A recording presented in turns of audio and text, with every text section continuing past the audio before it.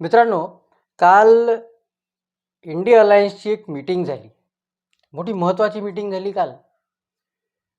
आणि त्या मीटिंग नंतर जे घडलं, त्या मीटिंगमध्ये जे घडलं, त्याच्यातून हे दिसून आलं की हे जे विरोधी पक्ष आहे ना, जे एकत्र आलेले आहे भाजपला हरवायला, त्यांच्यामध्ये किती सिरियसनेस आहे राजकारणाबद्दल, निवडणुकांबद्दल आणि भाजपला हरवण्याबद्दल, हे स्पष्ट दिसून आलं. एक तर काय झालं, अर्ध्या पक्षांचे नेतेच नाही आले. जे आले ते नाराज होऊन निघून गेले. मग त्यांना मनवण्याची सर्कस चालू झाली. कोणाचा पायपोस कोणाच्या पायात नाही या लोकांचा. जो तो दुसऱ्याचे पाय ओढून राहिला.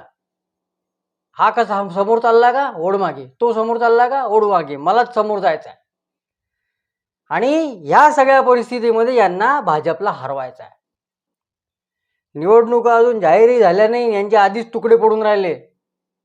प्रत्येक जण आपापले इगो कुरवाळत बसलाय. आघाडी गेली खड्ड्यात, इंडिया अलायन्स गेलं खड्ड्यात, काही घेणं देणं नाही. म्हणजे निवडणुका आता तोंडावर आलेल्या आहेत लोकसभेच्या, आणि हे अजून अध्यक्ष खेळून राहिले. यांचा अध्यक्ष नाही ठरला, यांचे संयोजक नाही ठरले. अशी तर परिस्थिती आहे यांची. काय निवडणूक लढवतील आणि काय भाजपला हरवतील. आज मी याच विषयावर बोलणार आहे. नमस्कार, मी अश्विन अघोर, तुम्ही बघू राहिले घनघोर. मित्रांनो, काल जी मीटिंग झाली ना, ती ऑनलाईन झाली. म्हणजे जो जिथे होता तिथून मीटिंगमध्ये आला, ऑनलाईन चर्चा केली.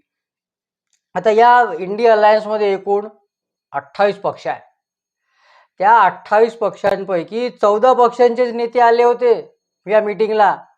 ममता बॅनर्जी, उद्धव ठाकरे, अखिलेश यादव आणि अजून बाकीचे नेते ते आलेच नाही. त्यांना म्हणे महत्त्वाची कामं होते. काय कामं होते ते पाहिलं आपण. उद्धव ठाकरे कुठे गेले होते काल ते. तरी बरं मीटिंग ऑनलाईन होती. ऑफलाईन असती किंवा एखाद्या ठिकाणी ठरवली असती तर काय केलं असतं. म्हणजे ठरली असती की नाही हाच सगळ्यात मोठा प्रश्न आहे. यांना इंडिया अलायन्सपेक्षा, या आघाडीपेक्षा आपला आपला पक्ष, आपला आपला स्वार्थ महत्त्वाचा आहे. आता ठीक आहे, पक्ष पहिले आमचा पक्ष जो आहे, आम्ही त्या पक्षाबद्दल विचार करणार वगैरे, ते ठीक आहे. पण जेव्हा आपण एखाद्या आघाडीमध्ये जातो, कोणाशी युती करतो, आपलं काहीतरी काही लोक मित्र एकत्र येऊन आपण काहीतरी करणार असतो, तेव्हा त्या आघाडीसाठी पण वेळ द्यायचा असतो. त्याच्यात जे काही आघाडीच्या फायद्याचं जे काही आहे तेही करावं लागत असते. पक्ष तर आहेच, पण आता आघाडी केली आहे ना, तेही सांभाळावं लागते. आणि यांना हे करायचं नाही. जो तो फक्त आपल्या पक्षाची गोष्ट करू राहिला, आपल्या पक्षाचा फायदा पाहून राहिला.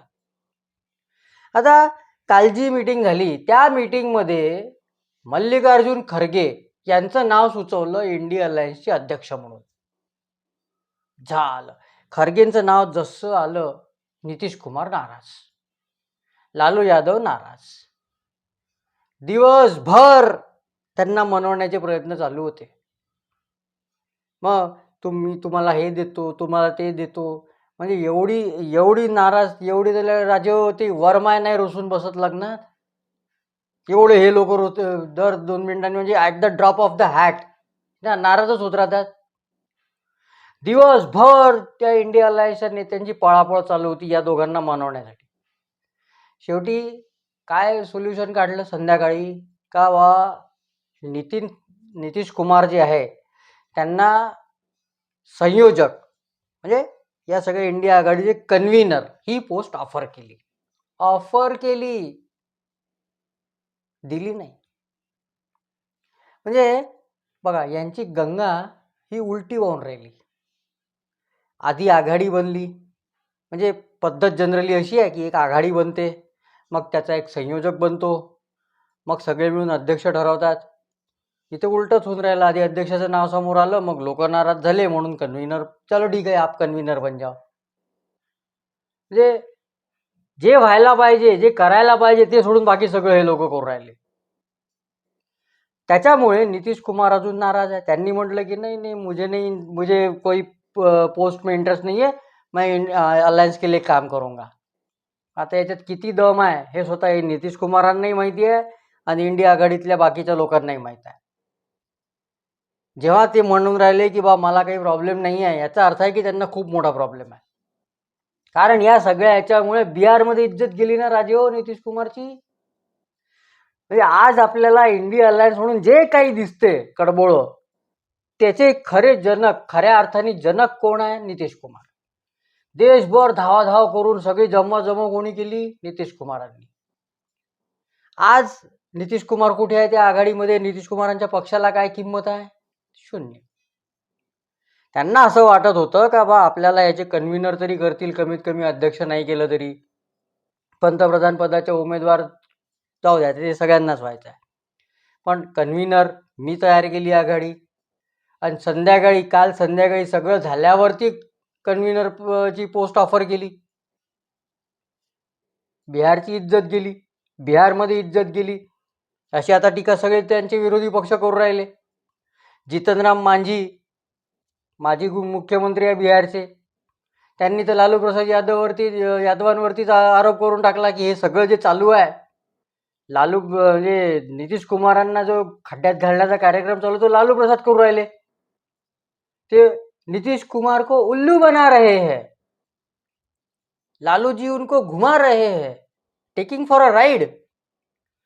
आता याच्यावरती भाजप नेते सोडतील का? भाजप नेते टीका करू राहिले, हा नितीश कुमारांचा अपमान आहे, संयोजक पदाची जी काही ऑफर दिली ती सिरियस नव्हती, ते नाराज झाले आणि त्यांना अध्यक्ष व्हायचं होतं, पण नाव आलं खरगेंचं, त्याच्यामुळे ते नाराज झाले नितीश कुमार, त्याच्यामुळे त्यांना लॉलीपॉप दिलं.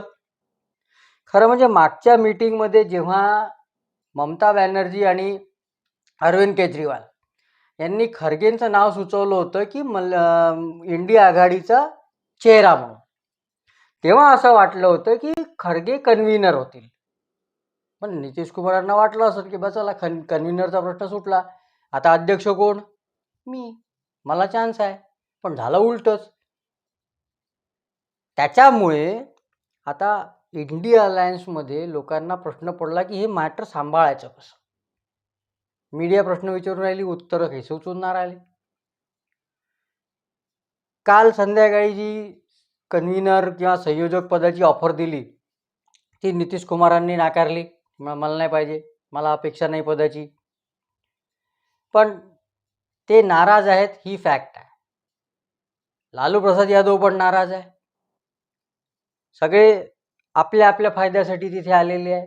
कोणाला इंडिया अलायन्सबद्दल किंवा एकूण जे म्हणतात ना लोकशाही वाचवायला आम्ही आलेलो आहे, आम्ही हिटलरशाही संपवायला आलेलो आहे का, असं बिसं काही नाही आहे. जो तो आपला पक्ष वाचवायला आलेला आहे.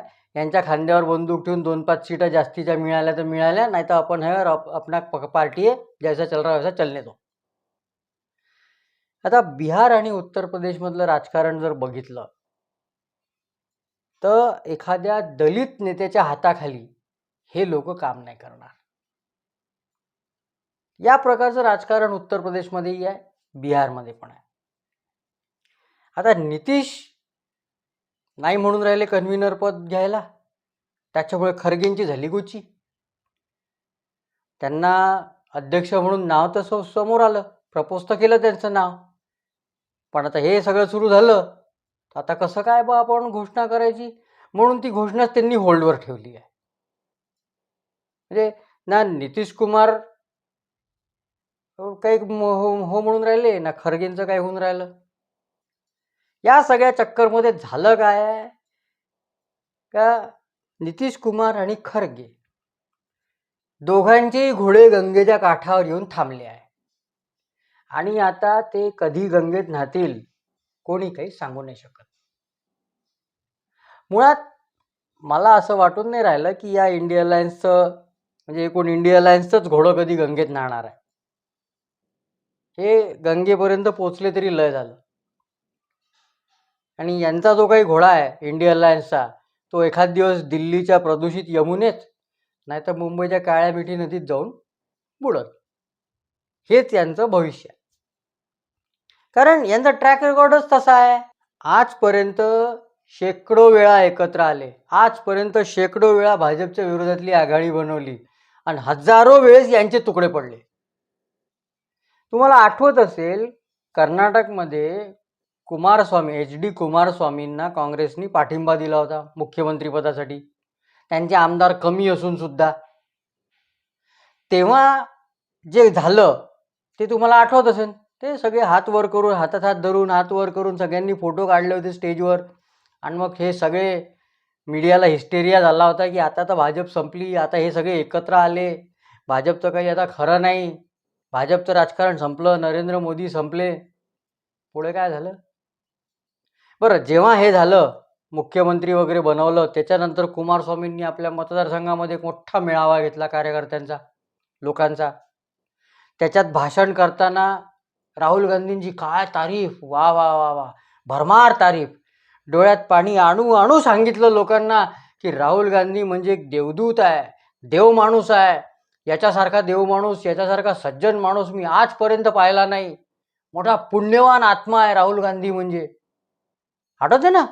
हे सगळं त्यांनी त्या सभेत रडत रडत सांगितलं. आणि एका महिन्यात तेच कुमारस्वामी रडत रडत हे सांगत होते की राहुल गांधी हा माणूसच नाही आहे, देव माणूस सोडा, खूप मोठा राक्षस आहे, त्यांनी माझं करिअर बर्बाद केलं, माझं एवढं नुकसान केलं, माझी पार्टी बर्बाद केली. तेव्हा ज्या लोकांचे हात हातात घेऊन फोटो काढले होते, हात वर करून फोटो काढले, मारे बपकारे दिले, त्यांनाच खड्ड्यात टाकायचे प्लॅन डोक्यात चालू होते यांच्या. ज्याचा हात धरलाय त्याला हात धरून खड्ड्यात कसं न्यायचं हे डोक्यात चालू होतं. आणि तेच आजही करून राहिले, काही बदललेलं नाही आहे.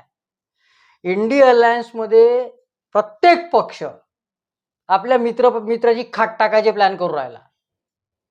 आता काल मीटिंग झाली, नितीश कुमारांची नाराजी झाली, लालू प्रसादांची नाराजी झाली, सगळं झालं. आणि शरद पवारांनी काय केलं? शरद पवारांनी लगेच खरगे आणि नितीश कुमार हे दोघांनाही मोर्चूत घातलं. त्यांनी एक स्टेटमेंट करून टाकलं की इंडिया आघाडीला पंतप्रधानाच्या चेहऱ्याची, म्हणजे पंतप्रधान पदाच्या चेहऱ्याची गरज नाही, त्यांनी आपल्या आघाडीच्या नावावरतीच मतं मागितले पाहिजे आणि पंतप्रधान कोणते नंतर बघू. झालं. आता काय करणार आहे? इथे सगळे गुडघ्याला बाशिंग बांधून बसले पंतप्रधान व्हायला, माझं नाव पुढे करा, माझं नाव पुढे करा, मला अध्यक्ष करा. आणि शरद पवार म्हणून राहिले की नाही नाही नाही, काय गरज नाही, ते नंतर बघू, नंतर बघू. म्हणून जर होणार असतं तर कधीच झालं असतं ना राजे हो. ही वेळ आली असती का तुमच्यावर? कसं आहे माहिती आहे का, सध्या या इंडिया अलायन्समध्ये ना यांचं वेगळंच KBC चालू आहे, कौन बनेगा कन्व्हीनर. आणि ती जी हॉट सीट आहे कन्व्हीनरची, तिथपर्यंत जायचा सगळेजण प्रयत्न करू राहिले. प्रत्येकाला अध्यक्ष व्हायचा आहे, प्रत्येकाला पंतप्रधान व्हायचा आहे. आणि यांच्या KBC मधला जो कम्प्युटर महाशय आहे तो प्रत्येकाला नेमका खुर्चीजवळ आणते आणि अशी काही गेम करते का भाऊ, वापस बॅक टू स्क्वेअर वन. आता हा कम्प्युटर जो आहे यांच्या KBC मधला, तो कोण ऑपरेट करून राहिला हे सांगायची गरज आहे का? बाकी यांचं जे काही चाललं आहे ना, ही साठमारी, ती पाहिल्यावरती मला तर आता असं पक्क वाटून राहिलं का बा पुन्हा, म्हणजे आधीपासून हे ठरलेलंच आहे, याच्यात काही हे नाही, भाजप पुन्हा बहुमताने सत्तेत येणार आहे आणि मागच्यापेक्षा जास्त जागा जिंकणार आहे, एवढं नक्की. मित्रांनो, आता इथंच थांबतो. हा व्हिडिओ तुम्हाला आवडला असेल तर लाईक करा, मित्रपरिचितांसोबत शेअर करा आणि घनघोर चॅनलला जास्तीत जास्त सबस्क्राईब करा. धन्यवाद.